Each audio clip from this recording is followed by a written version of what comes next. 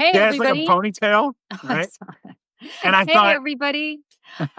Welcome. We're just having conversations about our last Substack Live. So hopefully anybody who's there on Friday will know what we're talking about. But good to have everybody here. Thank you so much for joining me. I am here with my friend Frederick Pogue, and we are here for actually his show, which we're hosting on my Substack today, called Taco Tuesday. And Taco Tuesday, you the can best thing. guess who taco is about, and it's not about your favorite Mexican takeout.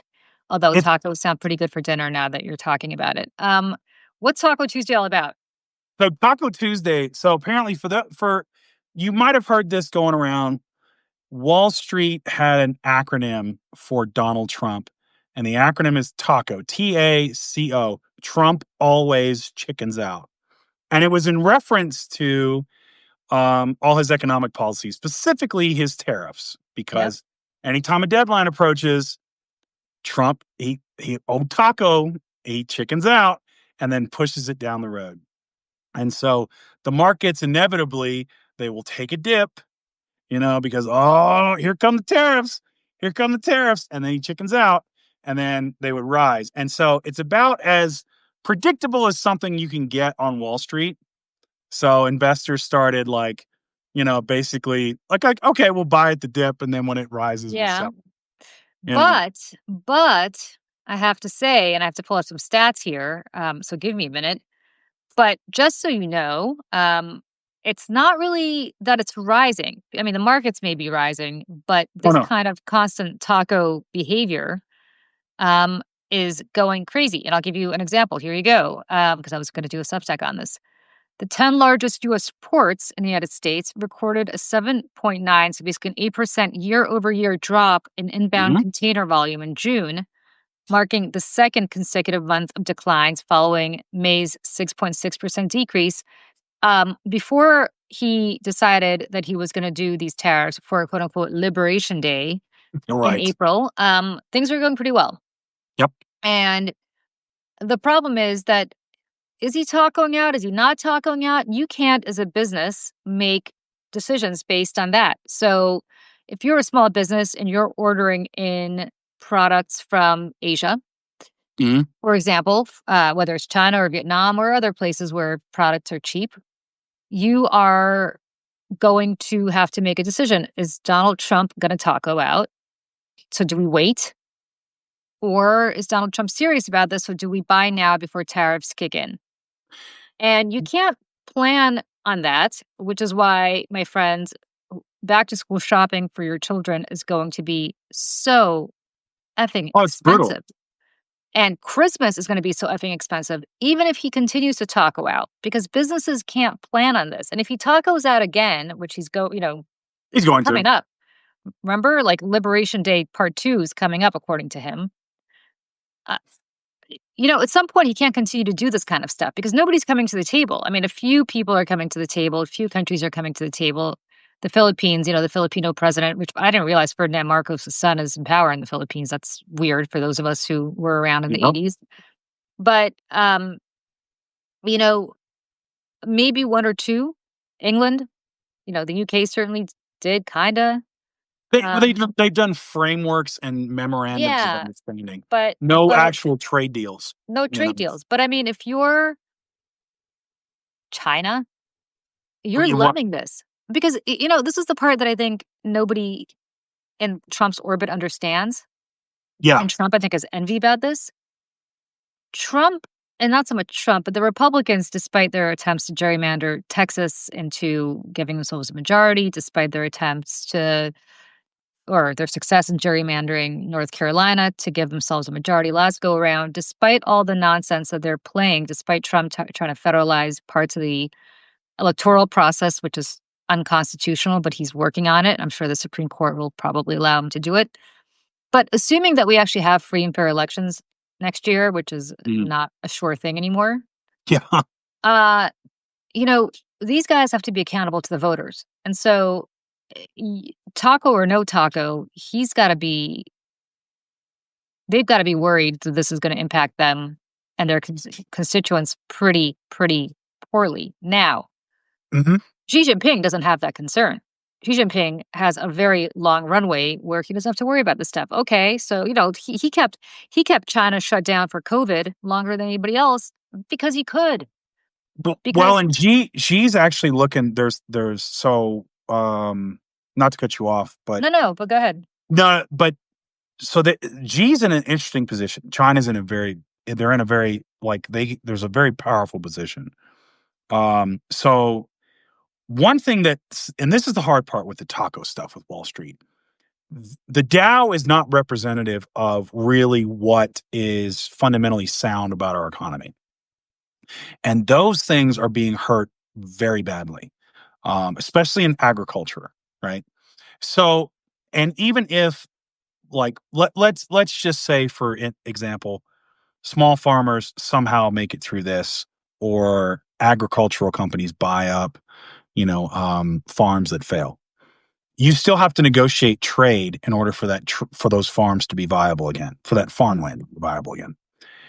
One of the things that's happened, let's just take soybeans, right? So I've got a piece coming out later this week about what's happening in Iowa, and it's not looking good for Iowa farmers. Um, Because China, bef- sorry to interrupt you, but didn't China just say they're not buying American soy anymore? they took the largest. So basically, how this works, like part of this trade economy is there's licensures, right? So basically, when you sell your crop, you don't sell it directly to Chinese. Usually, you sell it to a licensure company, right, in the U.S. And China basically told the three biggest licensures of row crops in the United States, that's soybeans, corn, all that, we're not buying from you anymore. You're done. Your license is no longer good in China, right? While this trade war is going on. Like maybe they could now what they have started buying from more is Brazil and Argentina. That's why BRICS, for those of you who might have caught that, and Donald Trump like had a fit over it, and that's when the Bolsonaro stuff came out. Yeah. That's because South America is actually picking up much of our agricultural trade to China. They're picking up a lot of those contracts. So to give you an idea, Argentina and Brazil had about I think it was like 16% before Trump's first trade war in 2016. Now it's rising, it's in the 40s, and it's going to go higher. That's the soybean crops that we have lost. That without trade agreements and reestablishing those pipelines, we're not going to get back. Like they're gone. And so that's affecting farmers across the board, right? And so also that affects shipping, to your point, when you talked about early in the conversation, because the crops got to get overseas somehow, right?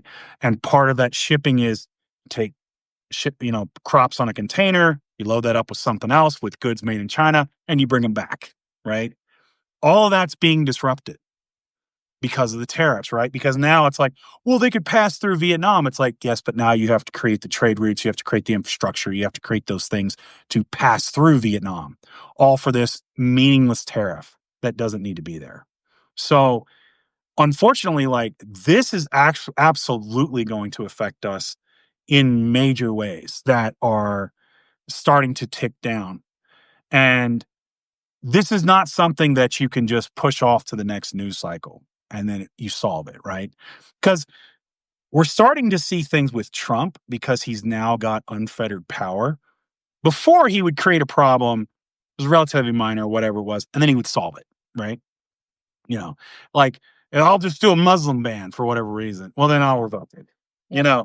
or he would do like something that would have an impact, but not this severe. With the tariffs, this isn't something you could just say, "No, I was just kidding. We're good." That's not how it works. Like you have like majorly shifted major trade routes, like systems that do not easily just go. Like Australia has gotten a lot of our beef contracts, and so that's going to hurt, cattlemen and ranchers in the Well, U.S. you know what the next step here is, which is going to hurt all of us, which is that Trump is going to do a bailout because those are his people, and you're going to have Right? Chuck Grassley and a bunch of guys coming to him and saying, "Mr. President, we need to do this." And what's going to end up happening is that we, the American taxpayer, is going to end up paying for this by bailing out these farmers and these ranchers. And not just because of this, but also because he is deporting a lot of their Your workers. agricultural workers. Yeah, Right, yeah. who do you think is gonna be working in those meat plants? Who do you think is gonna be picking that fruit? I was just in California, um, I don't even remember, but within the last year, and I was driving from San Francisco down to Carmel, and I was driving through the agricultural heart of Northern California, and this is actually, I wanna say, I think before the election, um, and or at least before the inauguration, and what I saw was a tremendous number of, I mean, just, as anybody who's done that drive, you know it. You're driving through these beautiful fields, and you're Mhm. seeing agricultural workers, and I didn't check their papers, but I could tell you didn't look they didn't look They don't look like me. they didn't look like you. No. And the reality is that those people are not showing up to work either because they're deported or because they're scared of getting deported and they're just hiding out. So those crops are rotting in the fields. Mhm. And you can go ahead and give assurances if you're the administration to farmers that, oh, we're not going to come after your agricultural workers, which is fascinating, by the way, why some people get a pass and some people don't. But if I were an undocumented migrant living in this country, I wouldn't take that to the bank. Why would you? No. Like, you're gonna trust this guy not to change his mind tomorrow? Right? And the other problem with this is what these people don't understand is sort of and so there's in Buddhism there's a concept called codependent origination, right? And it basically talks about how everything is connected. There's a great example the Dalai Lama gave in a talk at Arizona State University. This is in the book by Howard Cutler, The Art of Happiness, and he talks about like just this shirt I'm wearing, right? What this took to get this shirt on my body, right? All the quality of the materials that was picked, to the people that were hired to pick them, to the clothes they had to wear, to the tools they needed, to the equipment they put this in, to then was processed and manufactured. And when you start really, if you could sit down and probably take AI to really like what it took to get this shirt on me, Mhm. you're talking tens of thousands of people and a lot of processes. And I saw this kind of as an example when I worked in aviation, right? Just to get you on an aircraft to get you to your destination takes thousands of people. People that fuel the plane, that fly the plane, that load and unload it, that make sure it's running properly, Well, to that catering. get the fuel out of the ground to get it to your plane, right? Right. Like, all of that, yeah. All these things. If we just take a small sliver of that with agricultural work, right? Farmers are able to exist because of USA, because of SNAP, because of WIC, because of all these programs that buy up this produce. WIC is there, women, infants, and children is there to help dairy farmers. Yeah, it helps kids, but it's primarily milk and dairy is in that program. So it's a subsidy to American dairy farmers. Yep. USAID is a subsidy to American farmers. And then we use that as soft power projection in the rest of the world. That's now gone, right? SNAP and WIC benefits are going to be cut. I read something in the Arizona Democrat Gazette, or I'm sorry, Arkansas Democrat Gazette. The premiums for health policies in Arkansas, and this is going to happen in a lot of other states, but particularly red states, are going to go up 26% within the next year. Because again, the subsidies that were put in place for the Medicaid expansion from the American Recovery Plan Act are going that they extended to 2025, they're going to sunset. And now that you've put in this work requirement for Medicaid, so that cuts people from disability, that cuts people like children, that cuts people that can't work because they're staying and taking care of their family or caregivers or whatever.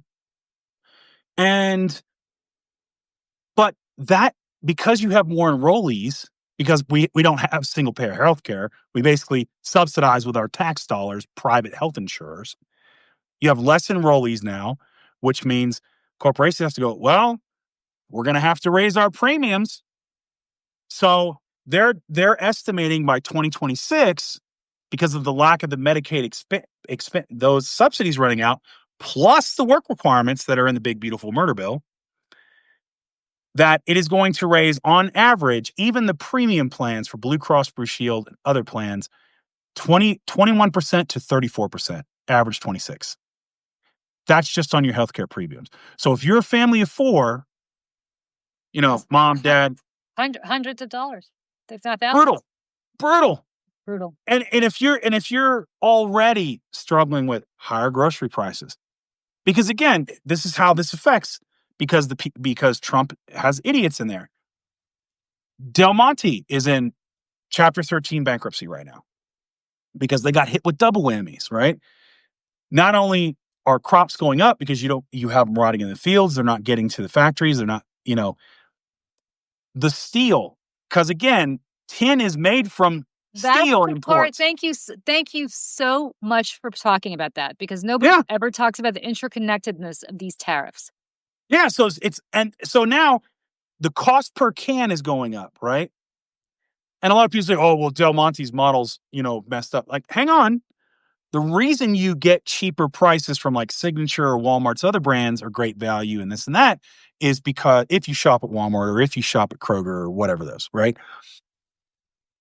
They have other means to make profitability so they can artificially lower that cost, whereas Del Monte can't. Their whole thing is, food production. They've been that way for about over 100 years.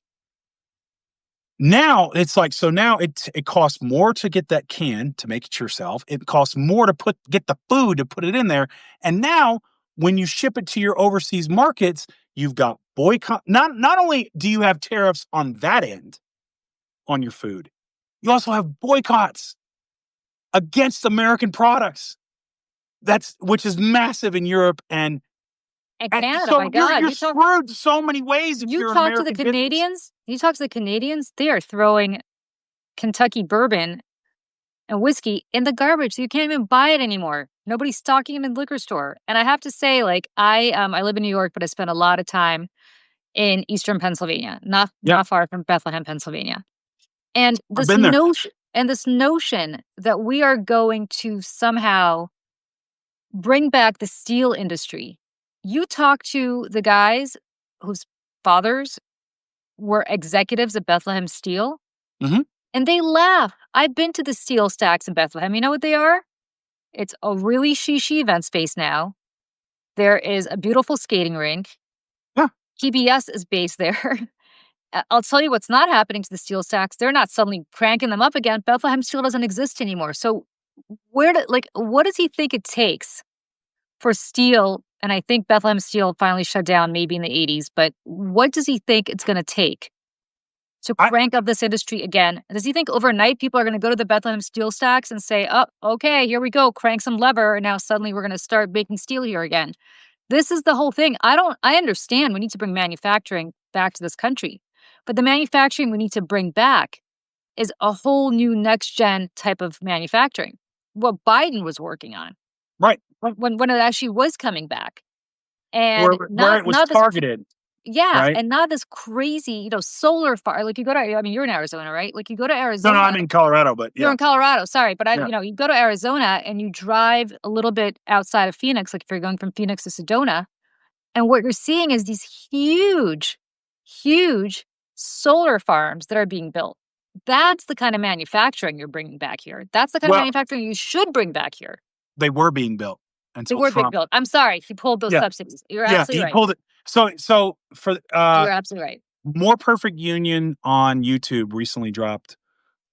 It's about solar farms in Maine, and they interviewed workers who were contracted by Maine to build these solar farms. And here was the interesting thing that they talked about, right? So Biden passes the infrastructure bill, right? The largest clean energy, renewable energy, like investment by the government in the American government in history, right? The engineers that build these solar farms their pay, because there was so much work, right, to build these things, went from $30 an hour to $39 an hour, right? So they interview one guy, young white dude, right, voted for Trump. And they ask him, what? So and he's talking about his job. He's like, yeah, solar farms like basically help me afford a house. Like they paid for a lot of bills in my family. Like we've done really well. I'm unemployed now and I make $5.95 a week, where I was like, that was like a day's work or more. Right. And they asked him, said, you know, well, didn't you think about this when you voted for Trump? And he's like, well, he was tough on immigration, which is what I wanted. And it's like, and it's this, and you hear the same thing from farmers in Iowa who like, and they'll say it. Oh, the Biden plan was going to give me this reimbursement. All these upgrades I was making to my farm, I was going to get reimbursed from Biden. And it's like, but I voted for Trump. I, listen, okay, Because it was never about the price of eggs. We get that, right? right? It was about a black woman that was going to be in It charge. was never about the price of eggs. It was not about that at all. Why don't we just admit it's like saying that the Civil War was about states' rights. It really wasn't. Well, it was about states' rights, but it was about Yeah, the one states particular keep it's and about one expand particular institutions. right that the states wanted to keep, right? Let's Right. be really clear about that. So, The- you know, it's like, first they came for my ability to call women the C word. Then they came for my ability to make fun of transgender people. Then they came for my ability to, to whatever, but I should treat gay people like crap. Like, yeah, here's those where are I the guess right those are the rights you're complaining about being taken away. here's where I guess I'm just a dumb old country boy. Is if I'm putting in solar and that's my livelihood, right? And I got more money because of Biden, and I got pay raise because of Biden, and then his vice president says she's going to keep them policies. Guess what I'm voting for? You know what? I But don't care about nothing else. I like at that you point I'm you like, would think, well, it's remember that great book from about 30 years ago, What's the Matter with Kansas? Why yeah, Kansas oh kept yeah, great great book. book, But great kind of book. that really foreshadowed what's happening right now. Because Biden's going out there doing everything possible. He's selling it poorly. My biggest gripe with the Biden White House is just how poorly their communications shop was, the comm shop was. But he's going out there, he's doing the stuff. He doesn't know how to sell it for shit. But nevertheless, he is doing stuff that is fundamentally making your life better. Yeah, And this notion of, okay, I get it, inflation was high. You can't dispute that. But now you have a guy in there because this is Taco Tuesday, so we got to talk about the fundamental thing that he tacos out on. A yeah. guy who has no idea what to do economically. I mean, No, everything's going up. And I got into this big old fight with Scott Jennings on CNN last week, and it became all the crazies, MAGA world came after me. But I will tell you this, I'll stand by it. It's a hill I'm going to die on. Year over year, the price of eggs is higher. yes, It is it higher. is. And everything's higher. Yeah, Everything is higher for the most part. And your back to school stuff's going to be higher. And as I said before, your Christmas, good luck buying Barbie for your kids because Barbie's going to be higher because guess where Barbie's made? right. Guess It ain't where made in America. it's not made in America. And it's not No, going to be made in America because if it's going to be made in America, you're going to have to pay minimum wage to somebody making it. And it's don't come at me with like, oh, you want slave labor or whatever else. I don't. But the reality is that if you want Barbie being made in the United States, Barbie's going to cost you about 10 times more than Barbie costs you now. you want to. That's all. Here's the thing. You want this will really get you mad, right? You probably closer to my age. You're probably younger than I am. I'm I don't know, 48. how old are you? I'm 48. I'm older than you, my friend, by I, 4 years. But go ahead. I don't believe it. Well, it's true. I I'd show you my birth certificate, but I'm overdoing that after I need Obama. the Go long ahead. form. I only accept long form. You know what? I wasn't born in this country, so I actually am like much like Barack Obama was born in Kenya, I too was not born here. I'm also ineligible. Nice. Donald Trump, you got me, but go ahead. So you probably remember then seasonal foods, right? Seasonal fruits, right? Yeah. You know, in the South, it was pecans weren't in season or certain fruits weren't in season. I'm not talking about like, so there's a blight going in Florida right now that's like killing like 90% of the orange crop, citrus crop there, right? Right. So they're dealing with that. I'm not even talking about that stuff. I think we get like, I think our diet consists of like I think it's high. It's like 30, 35, maybe even approaching 40% of our food comes from overseas. So if you all like your quinoa, if you like, your guacamole, you like all these other Are you the foods. healthiest eater on earth? Quinoa and guacamole? Well, no, I'm not. I was Look, gonna say, do you know what ain't I no eat? damn way I'm not. Do you know No, what no, I I'm ate Southern. today? I'm Wait, can I say Southern. what I know where my breakfast Girl, came from I today? exhale. Come on now. I My exhale and breakfast breathe. came my breakfast came from the Trader Joe's cookie department today. I literally had like 3 chocolate chip sea salt Trader Joe's. Mwah. I That don't was know it. where they're made, but they're amazing, and that's, quinoa. Quinoa I quinoa is had for the the weak. I had the Aunt Jemima buttermilk mix with 2 pancakes and That turkey sounds pretty good. sausage. Nice, Yeah, that turkey sounds pretty sausage good.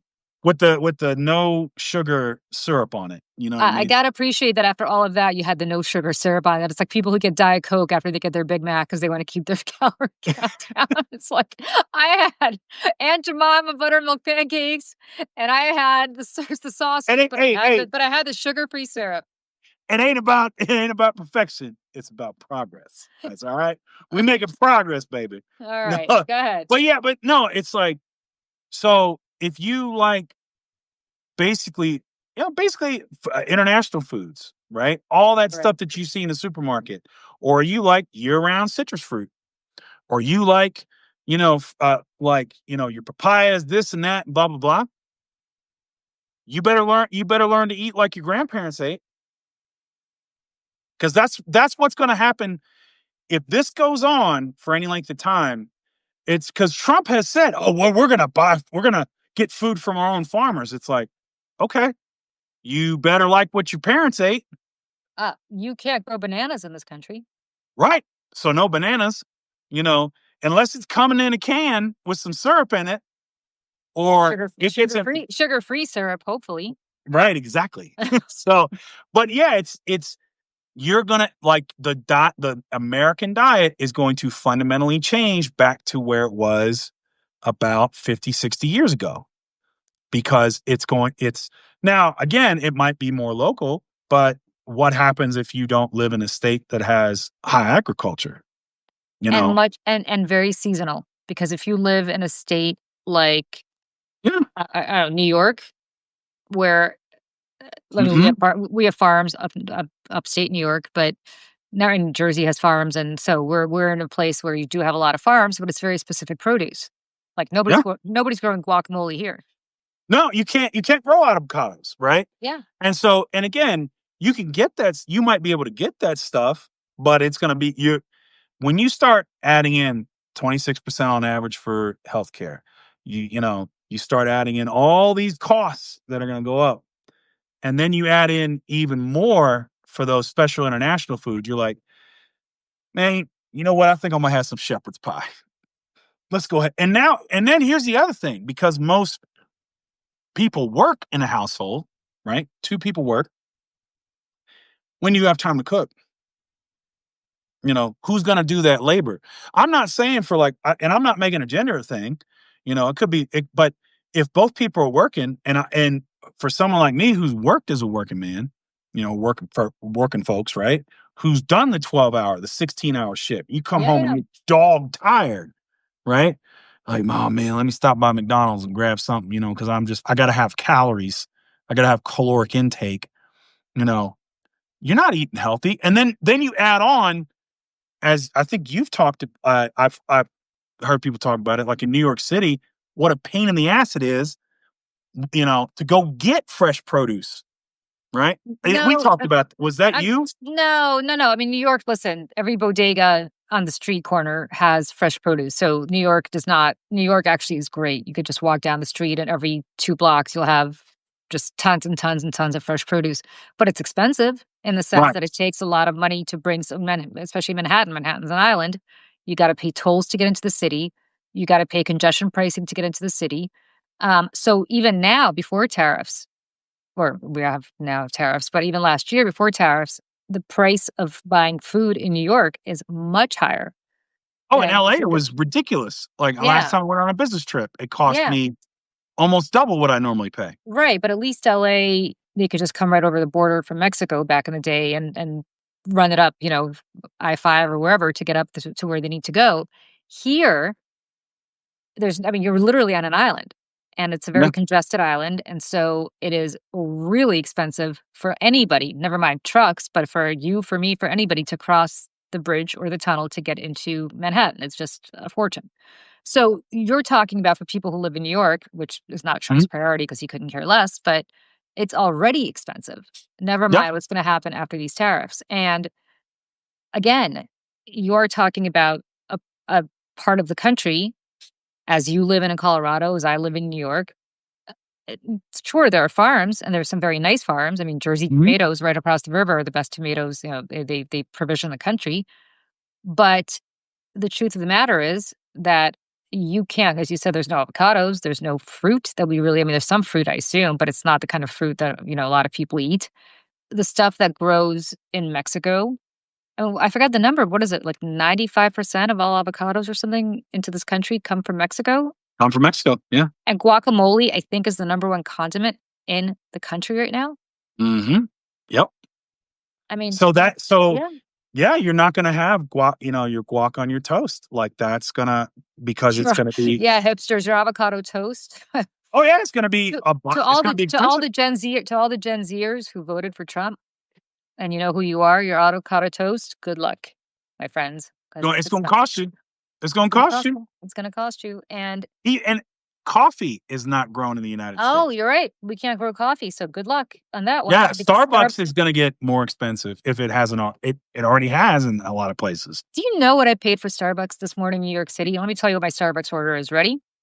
Okay. It is because I don't drink caffeine. It is a decaf Americano, and I know that's a complete contradiction. Why would I bother if it's not caffeine? But I just can't I sleep. do that after two noon. I do that after I noon. can't sleep. I'm so caffeine sensitive lately that I can't drink No, I caffeine get it. more No, than a I day. totally get it. Yeah. So I got a decaf Americano with a little splash of oat milk because you can, go ahead and make fun of me because I like my oat That's milk. no, but no, And you like what you like. yeah, and it was a grande, and it cost me in New York City almost $6. Wow. And that's before the tariffs kick in. It is, I mean, when I talk about like I might as well just take that $6 and flush it down the toilet because it's what a waste of money. I could just make coffee at home, but whatever. It's insane. It's Yeah. crazy. And it's not much cheaper. As I said, I spent a lot of time in Eastern Pennsylvania. It's not much cheaper out there, you know. I always love going to Pennsylvania and crossing the Delaware from New Jersey into Pennsylvania because they used to have a sign that says, "This is where America begins." It was such a middle finger to, like, New York and New Jersey. I'm like, "What are the rest of us?" And then finally, I think it created so much offense that I think Josh Shapiro, when he became governor, was like, "All right, we're gonna take that down." But, there in real America in Pennsylvania where it begins, it's still almost like I think it's still almost $5 for that same order, and so that's before we really get into these crazy tariffs. Yeah. You wanna know what And my then beyond Starbucks for order is? you what? You wanna know what my Starbucks order is? What? It's very complicated. Go ahead. I guess tall's the small one. Is that it? Because I Yeah. don't do it. Yeah, tall's a small. Yeah. So it's either a tall pike or a tall blonde. Yeah. That's it. Okay. Yeah. And But then I have you could do that at home. I guess I could do my I know, Americano at home right? too. Well, like part of we do that in the airport where it's like when you have a meeting with someone after the Yeah. bank goes out, like, hey, let's go grab a cup of coffee, and then you talk and you walk in the terminal. But I would get that, and they'd say name, and I'd say Mr. Excitement.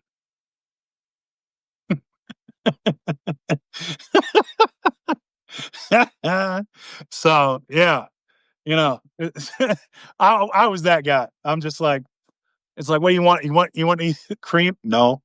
It's like, Do you know that no. every time I go to Starbucks, I don't know if this is like a requirement to be hired at Starbucks, whenever they ask me my name and I say Julie, inevitably it's spelled July.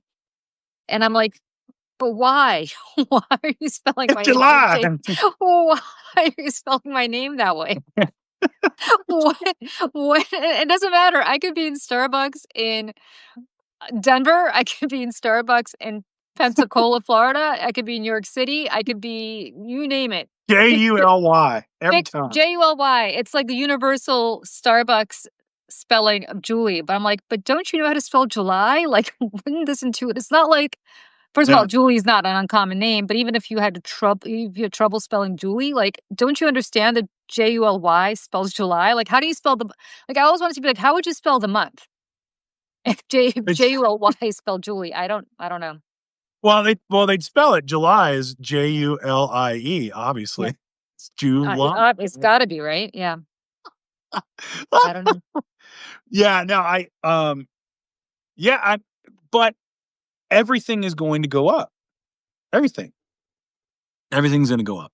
Everything's going to So go up, and somebody made this point on the chat earlier, and I'm sorry because he made it very much earlier. I can't remember who it was, but the truth of the matter is, in some ways, this is worse than just having high tariffs because the whiplash is creating horrible market uncertainty.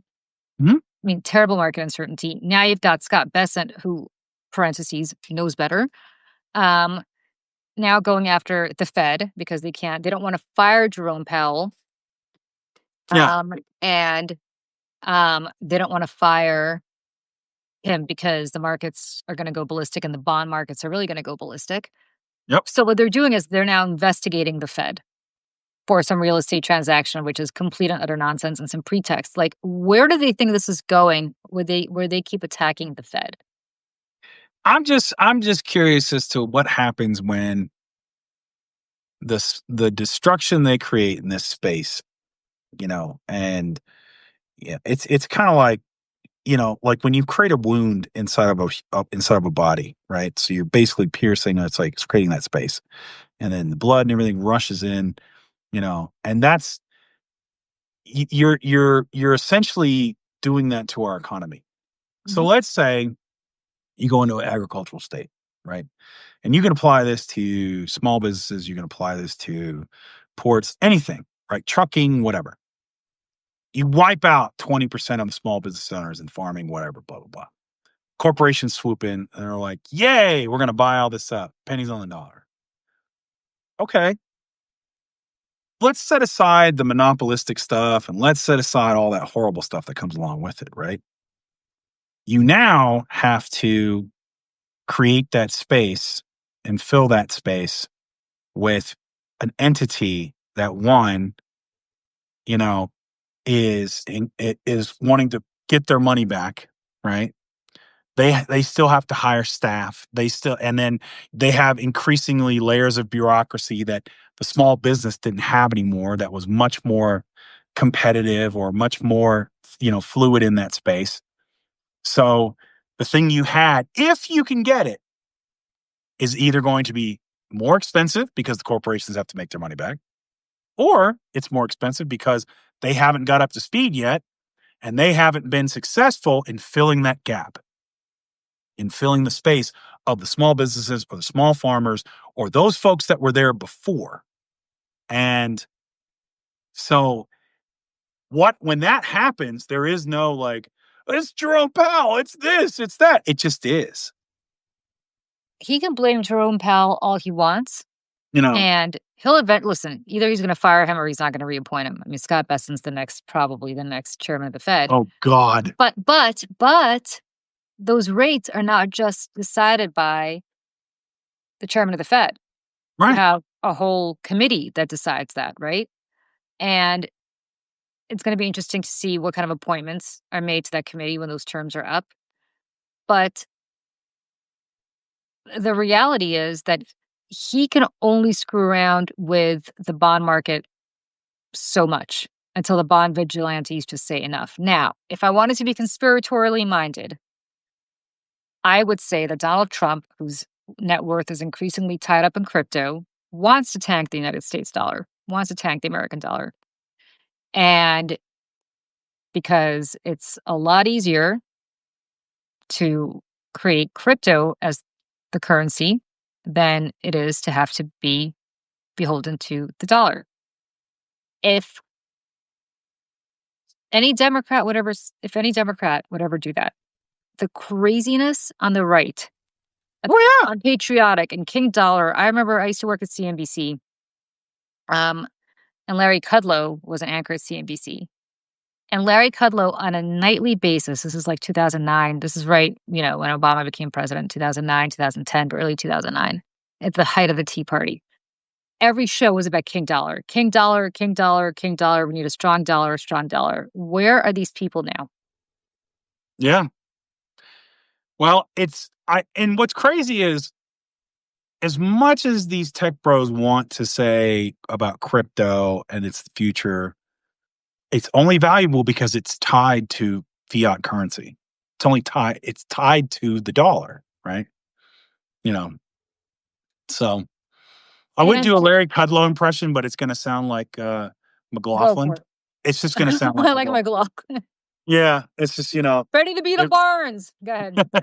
Julie Roginski, flaming liberal, doesn't talk about the amazingness of crypto. Not a supporter of Donald Trump, doesn't like American business. Hi, Julie. That's very good. That's my Very, very, Kudlow impression. that's pretty good. Yeah. Kudlow actually in real life is a really nice guy. That's the part that's heartbreaking. Some of these guys are just good guys in real life. But I don't know, good guys. He's a nice guy. Yeah. Right. But the hypocrisy is astounding. Just Oh, yeah. astounding. I mean, it's just amazing. If I had to no pun intended, a dollar for every time he'd ran about King Dollar, now it's like, oh, no problem. Let's tank the Yeah, Fed. the dollar's time's come and gone. We're going to do the Yeah, crypto thing. yeah, it's Yeah. crypto. And listen, there's never done anything that Donald Trump has ever done in his life that is not 100% done in self-interest. Yeah. So, And he's destroyed everything he's ever touched, except, unfortunately, for running for our as president. well, You know? he's gonna destroy the country too, because I have to say, Yeah. if I were somebody out to destroy the United States, Yeah. there's nobody on earth that I could have found better on Oh, God. every. I mean, there's what is not being destroyed right now? Our sense of community, our sense of unity, which I know that it hasn't been unified in a long time, but at least we all thought of ourselves. I mean, we're like on the cusp of a civil war now.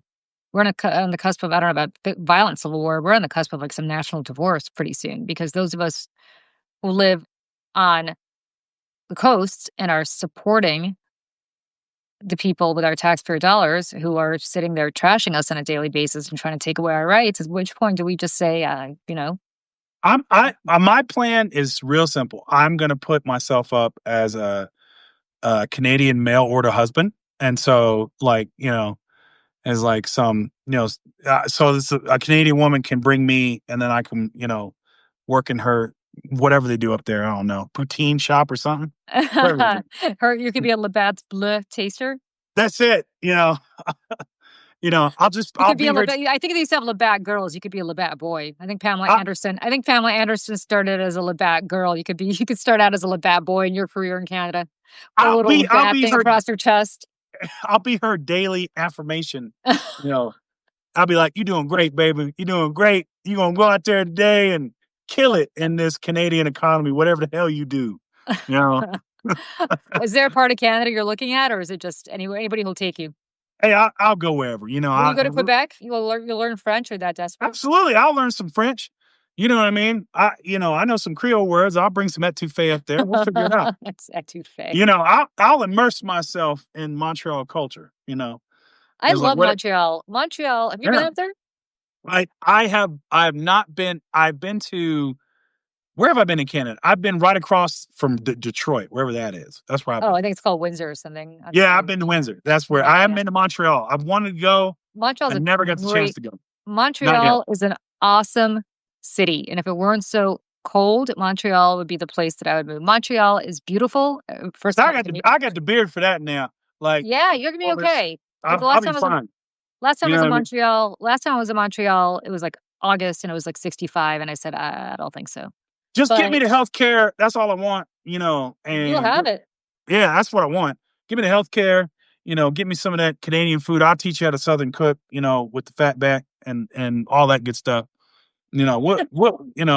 It's like international relations. That's what I'm trying to do. I'm a goodwill ambassador of the good parts of America. I gotta say, I'm gonna say something, and all the Canadians on this chat, I know there are some, don't come at me, don't shoot me.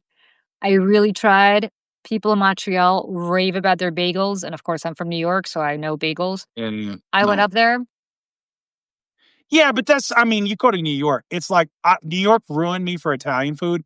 I can't get Italian food anywhere else, right? Because I had a buddy of mine, and I stayed in Battery Park, and we were running around, and so like he took me to like some of the best Italian spots, and I'm just like, I can't. I'm Even gonna in tell you, Philly, even in Philly, Philly Philly's a great restaurant town. oh Philly's a yeah, great but food town. the New York Italian food, nothing compares. You know, unless I were to go to Italy, I It's actually have different, it's different in Italy, it's not the same.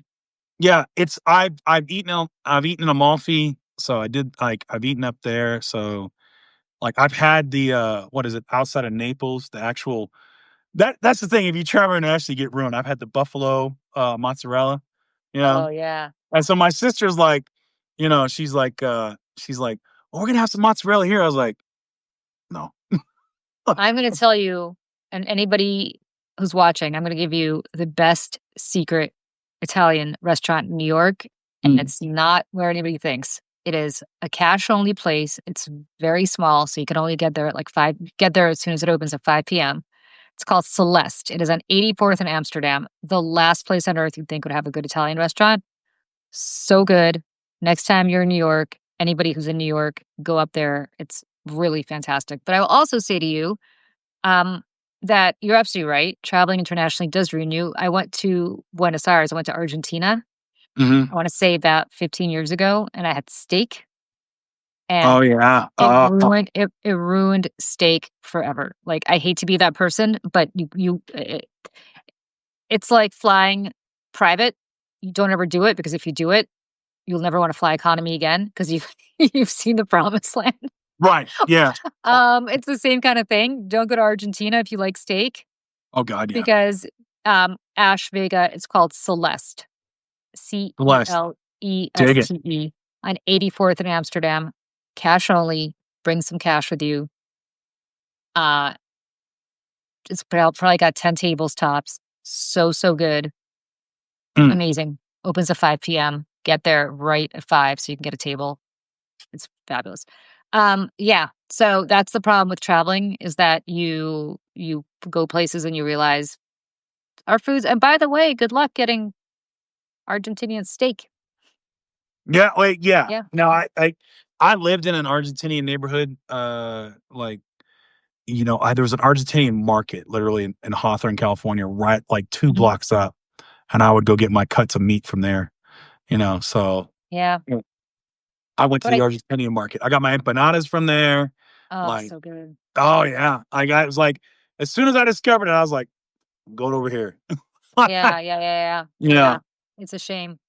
Oh, It's not yeah. good. But it's not the way they cook it. I think it's just the fact that, like, they kill the cow and give it to you, like, 2 minutes later in Argentina. It's so good. It's so, so good. All right, here's my dilemma. My dilemma is I gotta speaking of food and speaking of you're exhausted and you worked all day and you gotta make dinner, and I wish I could go to McDonald's, but my husband said to me yesterday, we're eating out a lot lately. And I was like, I think that's my cue. So I gotta go make dinner. Go make dinner. Um, what am I making for dinner? I'm so bored with everything that I've made that I found this recipe on the because I've made every other recipe on earth. I went to the La Creuset website, you know, the La Creuset that sells the Dutch. Oh, yeah. Yeah, yeah. They have a great recipe thing, so they have some sort of, like, Italian meatball speaking of Italian, Italian meatball hoagie sub, pick your Oh, nice, yeah. hero recipe, so I'm gonna make that. Um, but, yeah, which I'm not looking forward to because 'cause I'm so tired, I don't wanna cook, but I have to Crock because pot. Crock pot meals. I know, I know. I really I'm a big cook when I do it, so I feel like crock pot is cheating. I don't know why, because I it's gotta not. send you, like, a steak recipe I do, which is, like it's good for petite steak, you know? What is it? So what you do is you gotta take the petite steak, you know, a tougher cut of meat, cut it up, right? Use the scissors, right? Yeah, Bite-sized cubes. Um, whatever seasoning you wanna put on it, like, set that aside for about an hour, right? And then what you do is you take a skillet, crank that sucker up, um, to just put it on high, about as high Okay. as you can go, right? And then you want to coat. You can either spray coat it with Pam or some olive oil or something like that. You know, typically whatever oil. Don't use peanut. Don't use something with a really really high smoke point because you'll Okay. char it. Put the steak in, right? You let it char on one side, okay? And then when you all you do is you flip it once, right? You got to Okay. take it off the heat, put it Yeah. immediately, and it'll come out medium at the most, maybe medium rare, but it's charred on one side. It's So you just super. flip it once so you don't char it on the other side? You you just enough like for it to to Like, cook. cook through. Yeah. Yeah, do not, but you don't cook it through. What you do is just enough for the meat to touch that hot metal because you're on high.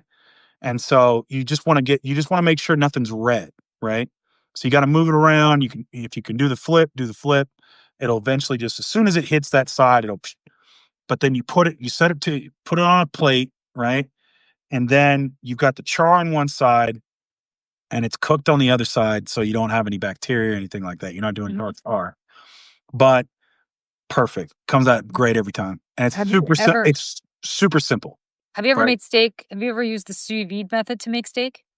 Do you know about I've not used that method, no. All I'm right. very much like a grill. Get yourself the sous vide thing. It looks like a big thermometer. You put it in a pot of water. You Mhm. get it up to whatever, like 130, 136 degrees. You take a Ziploc bag, you put your steak in it, you like submerge it, but you can't have any water, can't have any air in the bag, so it has to be like totally Yeah. um, vacuum sealed. And then you cook it for like an hour or two, depending on how you like That's it. too much. Mine takes like No, no, 15 minutes. no. But here's the thing: you cook and forget about it. Then you take it out; it looks disgusting, and then you put it on an iron skillet with Yeah. butter. You sear it so it's crusty for Yeah. like a minute on a side, and it's so good, and it comes out Okay. perfectly. Comes out perfectly. You gotta get one of these things. They're kind of Yeah. expensive, but it's worth it. It's a great The investment.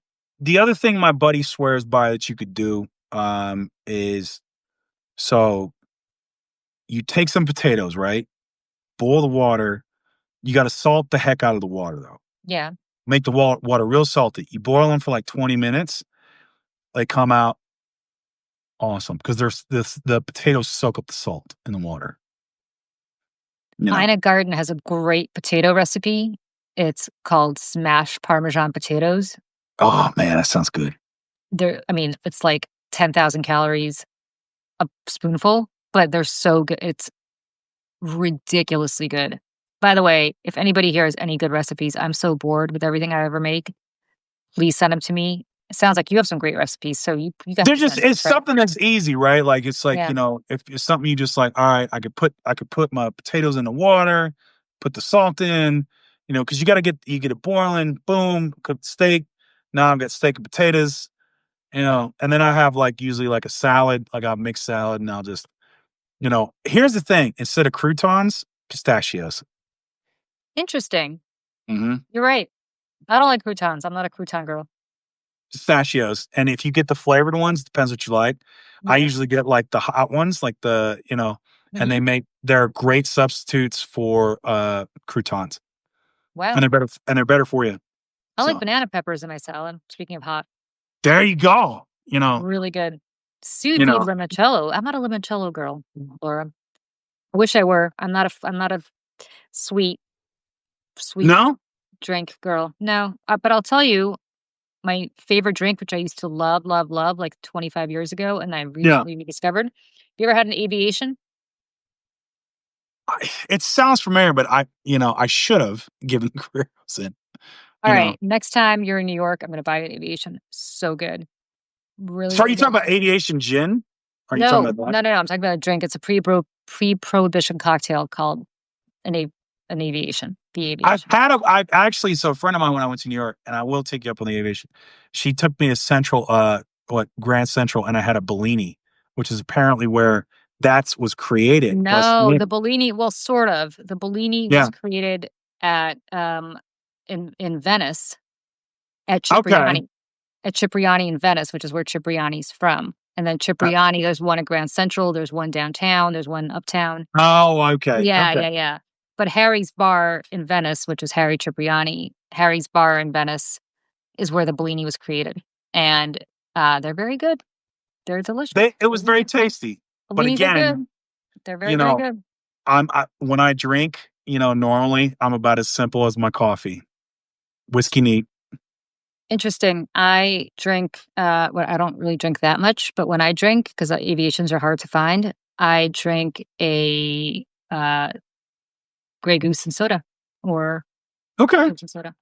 Yeah. okay, Yep. just soda water, not Soda flavored. water, but I mean, like, this much vodka and this much soda water. I'm such a lightweight that and I don't really like it that much, so, like, I'll have one drink, and it'll be literally this much vodka, this much I'm not a Mormon, but I live like one. I don't drink caffeine. I barely drink alcohol. I'm like I drink whiskey. If it's cheap whiskey, I'll do it on the rocks. But if it's good solid whiskey, you gotta do it neat. You nice. can't it's a sin if you like, cheap whiskey to me, is, this is where I get to be a snob, where it's like, that's what you make with the Cosmos and everything else. It's like, Mhm. when they go, it's like, "Well, I can make you a margar," it's like, "I can make you an old fashioned An with." old fashioned. Yeah, yeah, I was like, and I've had old fashions, they're fine. It's like, "Well, I'm making old fashioned with, this, high-end Japanese whiskey," and I'm like, I mean, yeah, why would you do that? I mean, if you're just, you hate everything that's good in the world, you know? You are a whiskey snob, but where are you're not from Kentucky, right? Where are you from? No, no, I'm from East Tennessee, so East home of Tennessee, Jack. yes, close enough. So, Nice. yeah, Jack Daniels is kind of the cheap stuff. Like, that's what you can put in your Coke, and that's what Yeah, now, yeah, yeah. the Uncle Nearest stuff that they do is really good. Like, the Uncle Nearest stuff is good. It depends on what whiskey you like. If you like American bourbon whiskey, um, that's that's more charcoal distilled. That's got the rough, right? If you don't like the rough, it's like, there's hierarchies to this. Like, Japanese whiskey is by far the smoothest. My husband's into is it Tullamore Dew? Is that what it's called? Is that stuff good or not? Oh, yeah, yeah, It's tell me good? more. Yeah.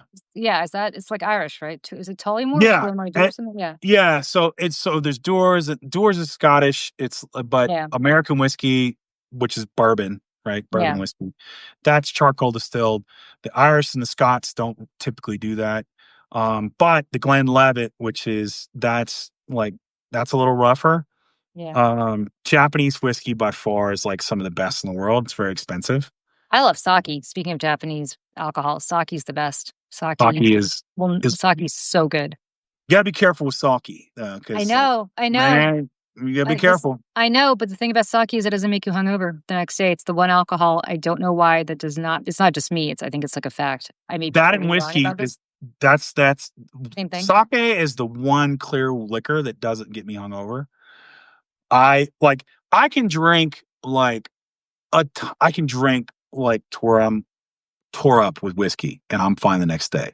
Oh god, I can't even smell whiskey. I had a bad experience when I was 16 and That's how I am with that's how I am with tequila.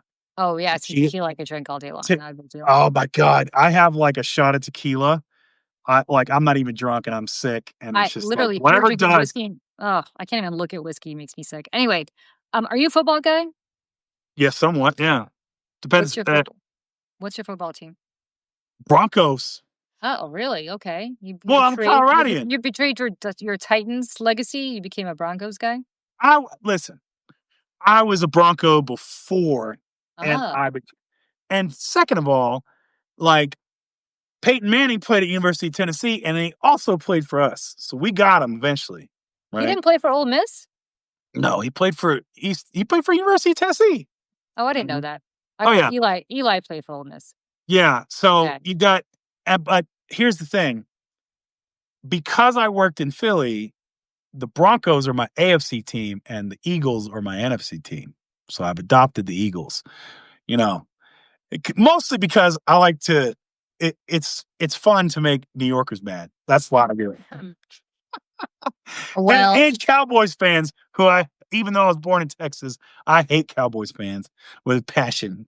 Like, my two things for the Broncos are, again, we moderate our expectations, which is we have to make the playoffs. We have to beat the Cowboys. If we do those two things in the season, Frederick is happy. As long as we beat the Cowboys and we make it to the playoffs, everything else is golden at that point. You know, and I'm also a Colorado Buffaloes fan. Especially with Deion Sanders there. I love the Buffs. Like, Oh, God. What happened to his kid? That was awful because everybody hates Deion Sanders. right. But you know what? Shadur's going to be fine because he's gonna be pitching. He's going to be pitching for the Browns in about a season. Flacco's at the end of his career. You But know, that was humiliating. I felt at first it was kind of funny, then I felt bad for him. you know what? He's going to be okay. But he didn't want to go to the combine. He didn't want to go to the combine. That was the problem. He got arrogant and cocky because his dad No, made no, him no, arrogant and no, no. cocky. I'm going to disagree with you there. I'm going to Okay. disagree with you there. Like that's just hatred on black man. Very such black man. Oh my Okay. God. So you know, your Giants. I know you're a Giants fan. Your Giants are going to feel stupid for passing him up for Russell Wilson. Come on, man. My Giants feel stupid every day. This isn't an Yes. insult. This isn't, of course, if it's not for that, it's going to be for something else. Come on. I mean, finally the Knicks are doing something. I mean, you got the Knicks. Hey, You had the Knicks until their head coach got fired because they've got crazy ass owners who. I mean, well, your owner's always been that way. oh Like yeah, our but coach got fired and but we made some good moves in the offseason for the Nuggets. So the Nuggets are, you know, my only team that's like I'm still hanging on to is I was a Washington Nationals fan, or I still am. Gosh, okay. so the Nationals are terrible. Like they're awful. We had our one World Series and now it's bad.